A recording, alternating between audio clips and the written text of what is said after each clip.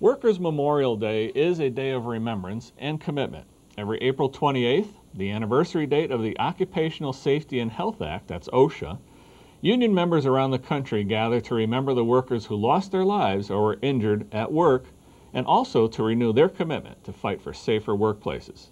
Every year, nearly 6,000 workers die from work-related accidents or illness.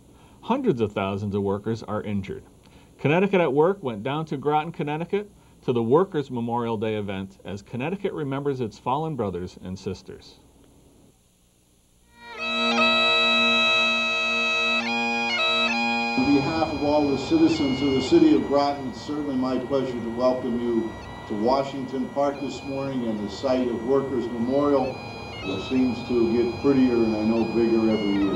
What does Workers' Memorial Day mean to you? Well, it means a day a day different than the rest, but we should that we can memorialize those who have suffered workplace injuries. Those of us who have worked in construction trades, whether in shipyards or other places, know how dangerous it can be and how detrimental to one's health and safety. This gives us a chance to think about those that have sacrificed before so our workplaces are safer today. Our purpose this year and every year is to take time out to remember our brothers and sisters who were killed, injured, or made ill on the job. In 2001, the last full year for which the statistics are available, 40 workers were killed in Connecticut. This marks an improvement over past years, but as we'll all agree, one is too many. For these are special workers who never should have suffered the fate which befell them. Today and always, we will offer our genuine praise and love for all our departed workers.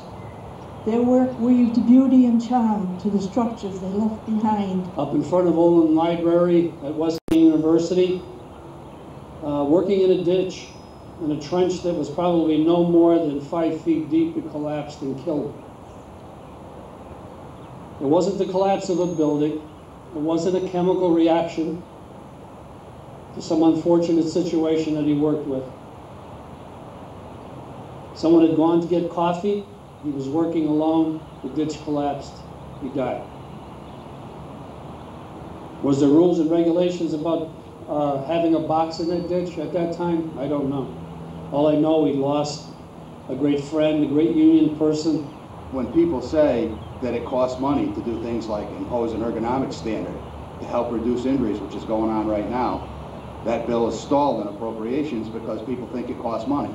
I happen to believe it doesn't, but even if it does, I had a discussion with somebody that was opposed to it a while back, and I said, well, how much is too much to keep somebody from getting hurt on the job? How much money is it when it's too much money to make that person not have the injury? If you haven't met a person that's been hurt on the job, and I've interviewed quite a few over the years, I've never been able to sit across with somebody and say, gee, we could have prevented your injury, but it would have cost money. When I said that, this person was like Ralph Cram, couldn't give me a number. Well, because there isn't one. There's no amount of money that's the right amount to prevent somebody from getting hurt or killed on the job. The widows and those also injured workers down at Pratt & Whitney with the problems of cancer, brain cancer, and the instances there. There's a study that was done by Pratt, and obviously we're suspicious of that, but we need to continue to try to find ways of preventing these workplace injuries and illnesses. And it really is something when we see the repetitive motion, how we prevent these things. And we have had OSHA regulations that were ready to be promulgated but were rescinded that we need to be vigilant about fighting for these things. But what really irritates me the most is it's such a nation with such wealth and abundance that we should put people's lives and health and their families at a disadvantage just for the price of making a few more dollars. The pressure on companies to get more production at lower costs is increasing daily.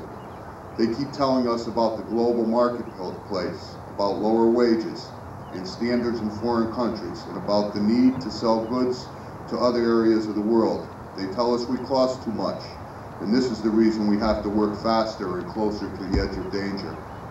Workers are threatened with the export of their jobs to third world countries if the laws are passed to keep them safe or enforced. We in the construction trades are fortunate that our jobs cannot be shipped overseas, but the pressure to do more with less is just as intense.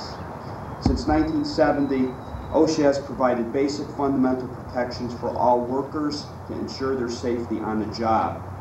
However, with the Bush administration cut back on OSHA's enforcement budget, reducing federal funds for safety research, and rejecting higher standards for ergonomics, workers will continue to suffer from injuries and loss of life. We gotta work together, we gotta reduce these injuries and illnesses. It's as simple as that. It's a crying shame that in this country, in this day and age, we have to have a Workers' Memorial Day. There's no way that people should be getting killed on a job in the United States of America in this day and age. I'll be happy when the day comes when that walk doesn't get any longer. Okay, there were 40 people this year, I think was the earliest statistic. That's 40 too many for me. That walk needs to stop right where it is right now.